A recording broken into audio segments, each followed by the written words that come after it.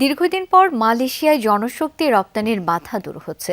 প্রধানমন্ত্রী তারেক রহমানের উদ্যোগে দুই দেশের মধ্যে আলোচনার পর বৃহস্পতিবার পুত্রাজায়ায় যৌথ বিবৃতি সই হয়েছে। অভিবাসন ব্যয় কমানো ও স্বচ্ছ নিয়োগ প্রক্রিয়া নিশ্চিতের বিষয়ে বড় ধরনের অগ্রগতি হয়েছে বলে জানিয়েছে বাংলাদেশের প্রতিনিধি দল। লেস অয়েল অ্যাবজর্ব করে আপনার পরিবারকে রাখে হেলদি। ফুড গ্রেড ম্যাটেরিয়ালে তৈরি যমুনা কুকওয়্যার।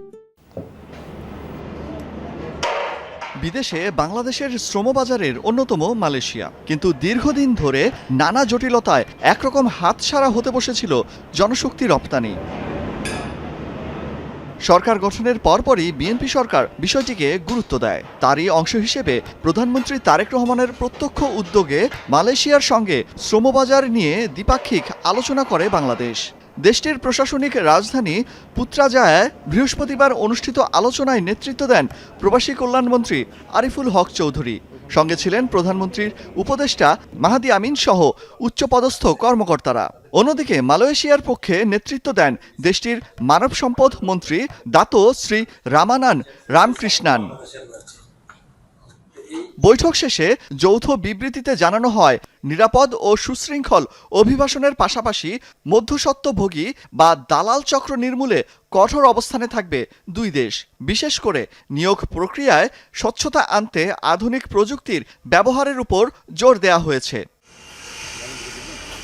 মালয়েশিয়া জানায়, তারা নিয়োগ প্রক্রিয়ায় কৃত্রিম বুদ্ধিমত্তা বা এআই প্রযুক্তি ব্যবহার করবে, যাতে মানুষের হস্তক্ষেপ কমে এবং খরচ সর্বনিম্ন পর্যায়ে নামানো যায়। এছাড়া আইএলওর এমপ্লয়ার পে নীতি অনুসরণের মাধ্যমে শ্রমিকদের জন্য শূন্য অভিবাসন ব্যয় বা জিরো কস্ট নিশ্চিত করার লক্ষ্য নির্ধারণ করেছে দুই দেশ। আলোচনায় উঠে আসে অবৈধভাবে আটকে থাকা বাংলাদেশি কর্মীদের বিষয়টিও। তাদের দ্রুত নিয়োগ এবং মানব পাচার সংক্রান্ত আইনি জটিলতা নিষ্পত্তিতে একমত হয়েছে ঢাকা কুয়ালালামপুর। দুই দেশই মনে করছে, এই নতুন উদ্যোগের ফলে কর্মী পাঠানোর ক্ষেত্রে দীর্ঘদিনের সিন্ডিকেট প্রথা ভাঙবে।